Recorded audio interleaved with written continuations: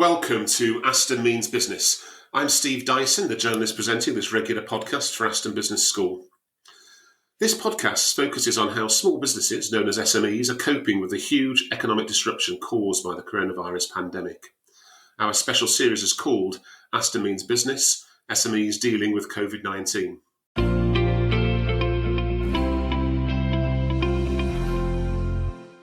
We've been speaking to businesses who are taking part or who've previously taken part in Aston Centre for Growth's programmes, and we're giving them a voice to discuss their challenges, share their experiences and explain how they're coping with the crisis. We're also interviewing some of Aston Business School's top academics and other experts, getting their valuable insight, analysis and advice for SMEs. Please bear with us as all recordings are carried out remotely, online, and that makes sure that we conform to the government's current stay-at-home advice. In today's episode, we're talking to Geeta Salhan. She's the co-founder and director of Green Sisters, a Birmingham-based business that provides people who have dietary restrictions with delicious homemade food. Hello to you, Geeta. Hi, Steve. Thanks for having me. No problems at all. Also joining us online is Paula Whitehouse. She's the Associate Dean for Enterprise at Aston Business School and is the Director of Aston Centre for Growth. Hello to you, Paula. Hi, Steve, and hi to Geeta too. Hi, Paula. Great to have you both. Geeta, briefly tell us a bit more about Green Sisters. How and when was the company formed and what are its unique features? Sure. Well, Green Sisters was something that came about in the early stages of 2018. We started to trade following about 18 months of food development. We're a food producer of award-winning authentic Indian products. Snacks such as samosas and bhajis that excite taste buds for those of us who either choose a plant-based diet or also may be challenged by food in terms of removing allergens from our diet. We formed as a result of some personal challenges which I faced with food, being gluten-free and also having a combination of dietary needs. I was also vegetarian. And myself, my family and friends, we struggled at the time to sort of fulfill those. So our purpose really came about as a result of noticing that other individuals also have this challenge, particularly when they're out and about. And what we were hoping to do is to really produce food that was great tasting. So we have award-winning products, great taste award-winning ones, simply to make sure that we excite the taste buds of those of us who also have, specific dietary needs. And, the basic idea and the vision is to make sure that people don't miss out at eating occasions like food buffets and also when they're out and about. Sounds good to me, and I've been looking online at some of your products, and I must say they look absolutely beautiful. So I'm looking forward to tasting some at some point in the future. Geeta, talking about the size of your company, and tell us about your operations in terms of your orders and your staff numbers and how that was developing before the current pandemic. Well, we were at a really exciting stage before the pandemic hit, in that we actually started to manufacture our products in the early stages from home. Then we moved into an incubation space in Chester, and it grew the company from just myself and Rena, who are the co-founders, to a group of 5 of us individuals who would be in a food production basis. And then we brought on individuals as contractors, so whether that be food consultants, whether that be IT staff, designers, that type of thing. And we were just about to move back to the Birmingham region in terms of purchasing a space here for manufacturing, because going over to Chester was a little bit of a challenge. It created some inefficiencies. And then the pandemic hit. So it's been exceptionally interesting times for us because we obviously have moved from a company that started to grow and started to really transition into coming back to Birmingham from a manufacturing perspective, one that used to service things like farm shops and actually have lots of corporate catering events for the likes of NatWest, Santander, Aston University, various charities, to a company who now has 2 of its main actual channels for producing cash flow through the business being completely removed. So festivals was one of our main channels of business, as was actual corporate catering. We did dip our toe in the water with retail sales, but what we realised in the last sort of 12 months was that we wanted to actually be really strategic and long term in our thinking and actually design our business model so we were able to cater to larger retailers as well as independents and farm shops, which we had dipped our toe in the water with doing in sort of the early stages of last year. Okay, so it sounds as if your kind of natural development as a business and one or two reviews and changes to how you were operating almost coincided with COVID-19 and has basically given you a bit of a time to pause. Is that right? Yeah, I mean, for us, it's we've almost been pushed into a pause process. So last year we spent a lot of time, as I said, we went into farm shops and delis and realised that we hadn't really set ourselves up as a manufacturer that was able to produce for larger retail. So we felt that we'd pressed pause at that point, but then, we were ready to sort of make a shift into manufacturing at a larger scale and obviously having our first opportunity to have a cafe stroke deli as well. And the fact that this almost stopped any of that movement going forward has meant that we've almost had to reconsider certain elements of our business, and one of those is that we did always have an online presence, but we weren't necessarily focusing on a marketing strategy that was direct to consumer. And with the very early stages of COVID, hitting us, one of the only avenues that we had left to drive any cash flow through the business was our online sales. And through doing so, we recognised that as a food manufacturer, traditionally of Indian snacks, people were starting to mention that they were having food insecurity across, the Instagram networks that we have, Facebook. So those individuals who had allergies and intolerances were no longer able to access the food they would normally because supermarkets were having larger, wait times for any deliveries. And some of those people were limited to how they could actually access the food that they needed. So instead of us being truly a snack producer, we've actually pivoted and became a Indian food manufacturer of meals as well. So we started to focus on online sales, but producing parcels or meal boxes, if you like, which meant that up to 7 days, those individuals who were stuck at home in isolation that may have more than one health condition, which might be celiac disease, that they follow a gluten-free diet, plus diabetes, which means they have to isolate, that they would actually also have to, find a way to access food. And we felt that we needed to be there for that. That's really interesting. I'll talk to Paula about this for a moment because, Paula, it sounds like a natural pause almost in Green Sisters has given the company a chance to consider what it's doing, to review what's going well, to also respond to the market in the pandemic. And in some ways, it can almost become an opportunity, can't it? Indeed. It's certainly not a welcome pause, though, particularly No. for an early stage business like Green Sisters that had such momentum for growth. They've been building a client base and building their brand, and it's a difficult situation that Geeta and Rena find themselves in. Plans do evolve for young businesses, but usually because you try something and you find it's not quite right for the business, and you go in a different direction. But being forced to do it by such a massive sort of external circumstance or shock that we've had now is really very unusual and just has added to the turmoil massively. However, once you're forced into this situation, you can take the opportunity to look strategically at the business, which is exactly what Geeta was talking about.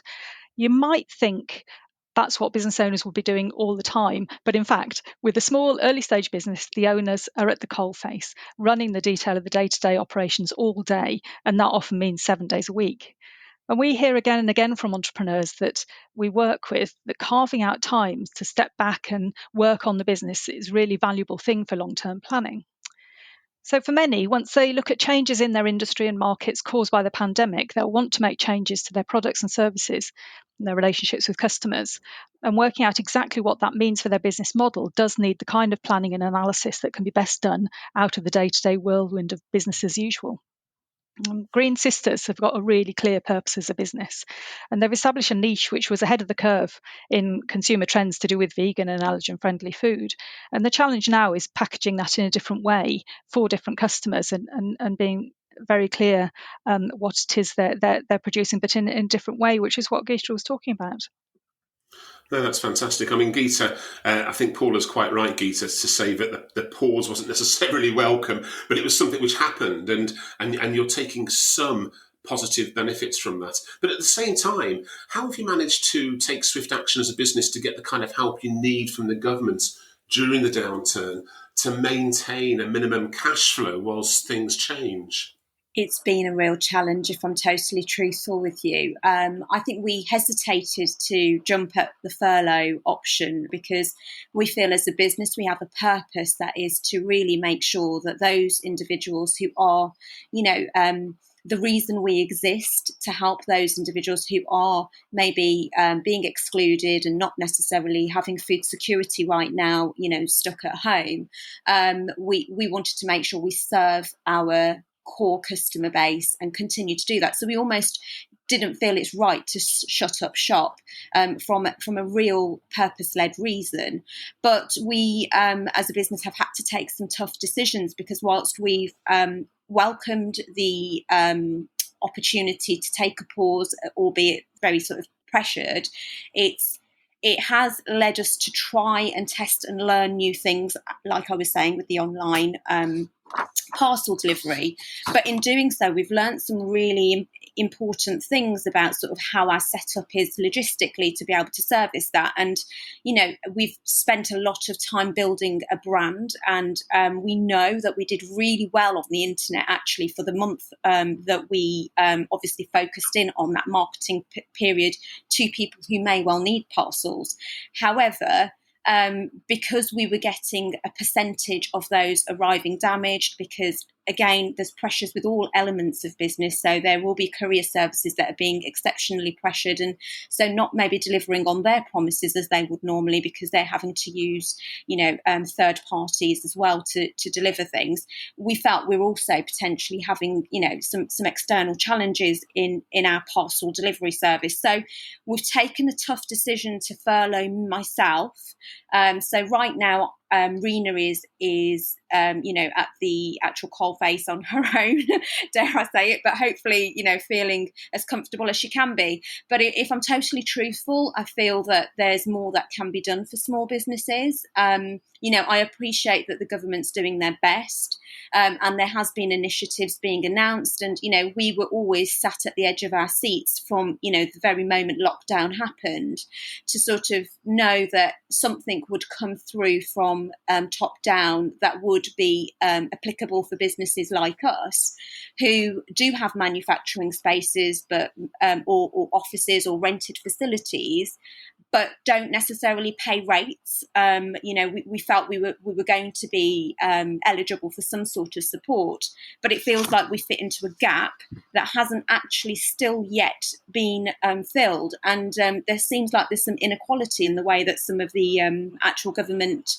help and support has actually been given out. And whilst we're still hopeful that there may be something else, I would urge, if anybody's listening, to reconsider some of the mechanisms behind accessing those, relief pots. I'm not saying necessarily that we'd want a grant, but ultimately we can't access a loan because most businesses of our size, we can consistently purpose any finances that we receive. We focus massively on innovation, especially removing all of the 14 allergens from the food.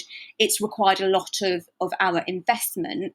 And so typically businesses like ours would spend a lot of time in R&D, as we consistently do, but wouldn't necessarily be able to access some of those even loans that are available because we can't say that we've projected the kind of growth that is the caveat for some of the eligibility criteria. So I think there's, there are loopholes in what's been available for those individuals like us. Yeah, let's put that to Paula for a moment. I mean, Paula, has Geeta identified a problem for micro businesses there? She seems to be saying they either aren't big enough or established enough to be paying rates, so aren't receiving local grants, or they're not able or even wanting to take on extra debt. Is the government missing a trick here with startups that should be encouraged to keep on trading, to keep on investing, and to keep the R&D up to help pull us out of the recession when normality returns? I'm afraid my answer is yes. We're very worried about those small businesses that are at risk of slipping through the net. If your cost structure doesn't include premises with rates, as we've heard from Geeta, then those local authority grants that have actually been quick to come through and a welcome element of relief for many businesses, they're just not relevant. And also, countless startups are just not in a position to be taking on loans of any nature. So this issue really needs addressing. There have been a couple of welcome additions to the government package of funding in recent days. There's the promise of the Future Fund, which is an acknowledgement from government that innovation and growth have to be supported. And it is absolutely fundamental to help new ideas and radical activity get off the ground for the sake of all our key industries in the future and for our competitiveness as a nation. We've also recently heard about bounce back loans that will be faster and more accessible than the problematic CBILS, Coronavirus Business Interruption Loan Scheme. The fact that it's got a more accessible name is hopefully a good start. But you're absolutely right. And this is very, very worrying. We don't want to see small businesses collapsing because they just don't meet the criteria. Yeah, well, let's just hope that someone out there in the government, in the Treasury, listens to that concern. Geeta, turning back to yourself, despite the pandemic and understanding Green Sisters' almost natural pause caused by the pandemic, but also giving you a chance to review, whilst all that is going on, you're still an active company, aren't you, with people wanting to buy the product, albeit in lower numbers at the moment. How are you dealing with this whilst you yourself are furloughed? Well, it's an interesting one. We were very fortunate in that when we grew our company and moved out to our unit in Chester, we actually continued to have our food premises where we started at home continuing to be accredited by the Food Standards Agency. So we can still operate our business from home. Obviously, it's not ideal, and certainly it would only be able to fulfil smaller requirements whilst things start to pick up again. And obviously, if things do pick up, I'll come back from furlough. But we've also sadly had to serve our notice on our unit in Chester because we don't have the reliefs that have been put in place for companies by the government. So, at the moment we're in a very forced pause, and we are, however, doing what we can with the resources we can. So, we'll pull in volunteers where possible. Rena's obviously getting some support voluntarily from the family to make sure that any of those individuals who may well need our products will actually be able to still access them. And we don't want to shut down for those reasons that I mentioned before, because we're really passionate about the cause, and we really believe there will be people who still need products that we produce. So yeah, it's a moving feast. And Geeta, when the near normality, I call it near normality because I don't think anything can ever be quite normal again, but when near normality returns, what's the plan? Once the crisis has passed, when things are getting clearer, what's yours and Rena's plan to get going again in terms of your real growth? Well, prior to all of this, as I mentioned before, we were looking at, purchasing those premises. So one would hope that, that's still something that we may be able to do, but it really just depends on whether we are going to see much, more relief, and if there is going to be something accessible for us as to whether that, that changes. It also depends on the length of time we're in this, little bit of a strange period. The great thing, though, that we will be continuing with, we were at the end of being, accredited for some of the larger retail, needs the accreditations that would allow us to go into retail, and we'll be putting and activating those plans. So we very much believe we will still be about, albeit our growth will be potentially hindered if we're not given more support. And, the access of our products, which initially were envisaged to by this year, appear in, retail's larger supermarkets so that individuals across the nation could access them quite easily. It just may take a bit longer to be able to activate that plan. But we'll do our best to keep pushing ahead. Really, we started this off really because we believe in the reason we exist, and so we will be damned if we let this stop us from achieving that goal. Fantastic, Geeta. You keep at it. Paula, talking to you now, the Green Sisters business it's a great example, isn't it, of how a business is trying to deal with COVID-19 by being nimble and flexible and opening itself up to review and change. But it is, of course, just one business. Apart from Green Sisters' example, what other top tips do you have for SMEs in terms of turning what could be termed a pause in their business to their advantage? What should SMEs be doing now to help them to relaunch once near normality returns? They all need to think about how they can innovate, how they can be doing things in a different way. As we've heard from Geeta, Green Sisters have been innovators from the start, so they have the right mindset, which is really important. I have actually been fortunate enough to attend events catered for by Green Sisters, and I can testify to the fact that their vegan chocolate samosas are amazing. In the current situation, it may not be about changing your products, however, or your products or services, but it could be that your route to market has to be different because the changing patterns of consumer behaviour as restrictions and lockdown measures evolve over time, or because you need to be managing customer relationships in a totally different way. Think also about the communities you're part of as a business, your sector, your supply chain, your local community. Many businesses have been discussing ways to work together, which they wouldn't consider under normal circumstances. A crisis of this magnitude can lead to new models of collaboration and radical ways of working with others. And currently, the levels of uncertainty mean you actually have to acknowledge as a group that there are things you just don't know. Some sort of information now for businesses about timescales and what social distancing and restrictions may look like in the coming months would lead to much more effective planning for businesses and help to unlock innovation for the future. So I really hope that we see some more detailed information coming out soon, which will help. Yeah, some good advice there and some good calls for more guidance too. Look, both of you, thank you. First of all, to you, Geeta, thank you for joining us on this episode. Thank you. May I just say an extra special big thanks to the Aston Growth Programme and all of the cohort that are on that, because I have to say through all of this, one of the silver linings have been the way that we have pulled together as a small business community. I'm sure Paula will be pleased to hear that, and thanks very much for you taking part as well, Paula. Thank you, and Geeta, thank you for your kind words. It does mean a lot to us. That was Geeta Salhan, the co-founder and director of Green Sisters, and Paula Whitehouse, the director of the Aston Centre for Growth. What they both had to say about startups using the current crisis as a natural pause to review, plan and adapt their businesses is hopefully something other SMEs will find helpful. And perhaps one or two ears from the Treasury listening will take on board what both Geeta and Paula were saying about further needs for micro businesses. We'll be back in the next few days with more case studies of how businesses are coping and with more crucial analysis and advice from academics and experts here at Aston.